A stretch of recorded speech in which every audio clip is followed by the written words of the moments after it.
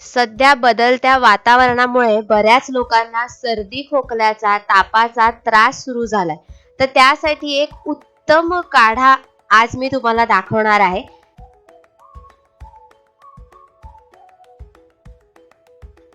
काढा बनवण्यासाठी साहित्य बघूया. धने आहेत 1 चमचा, लवंग घेतलीये 5 ते 7, मिरी, दालचिनी आणि हे आहे 2 चमचे आळशी म्हणजे फ्लॅक्स सीड्स, गूळ घेतलाय किसून 2 ते 3 चमचे, बेलाचं पान असतं ते असे मी 2 पानं घेतलेत, बेलाची पानं घेतलेत, आल्याचा तुकडा आहे आणि तुळशीची 6 ते 7 पानं आहेत. खाली डिस्क्रिप्शन बॉक्स मध्ये सुद्धा इन्ग्रेडियंट्स दिलेले आहेत. काढा बनवायला तसा एकदम सोपा आहे. एका भांड्यात 2 ग्लास भरून पाणी घ्यायचंय.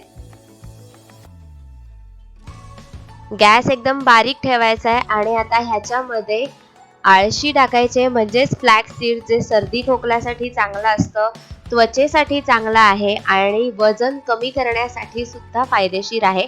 मग हे मसाले टाकायचे आहेत.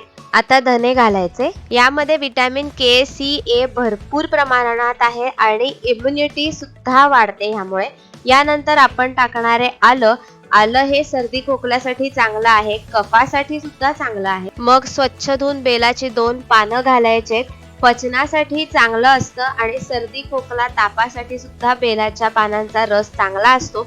आणि आता तुळशीची पानं इम्युनिटी वाढण्यासाठी सुद्धा चांगली आहेत आणि अर्थात सर्दी खोकल्यासाठी सुद्धा उपयोगी आहे. आता हे सगळं 10 मिनिटं तरी उकळून घ्यायचंय. हा काढा दिवसातून एकदाच प्यायचा आहे, तोही सकाळी किंवा संध्याकाळी. या काढ्याला तशी जरा गोडसर चव यावी यासाठी म्हणूया हवं तर, पण गूळ हा घालायचाच आहे.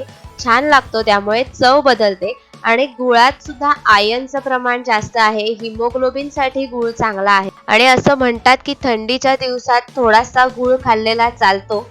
गुळामुळे रंग सुद्धा छान आलाय. सगळा काढा तयार व्हायला बरोबर 10 मिनिटं लागतात.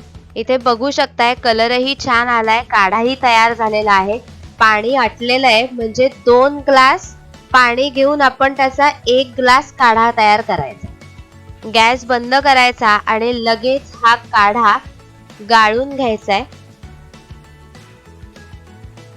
रंग तर छान दिसतोय, पण हा काढा कसा लागेल असा प्रश्न स्वतःला विचारण्यापेक्षा एकदा काढा हा नक्की घरी करून बघा. सध्याच्या या बदलत्या वातावरणासाठी हा काढा खूप उपयुक्त आहे, उपयोगी आहे. मलाही थोडा सर्दी खोकला होता, तर मी हा रोजच काढा करून पीत होते आणि मला असं वाटलं की तुमच्या बरोबर पण ही काढ्याची रेसिपी शेअर करावी, म्हणून हा स्पेशल व्हिडिओ खास तुमच्यासाठी आहे. कधीतरी चहा ऐवजी हा काढा सुद्धा तुम्ही पिऊ शकता.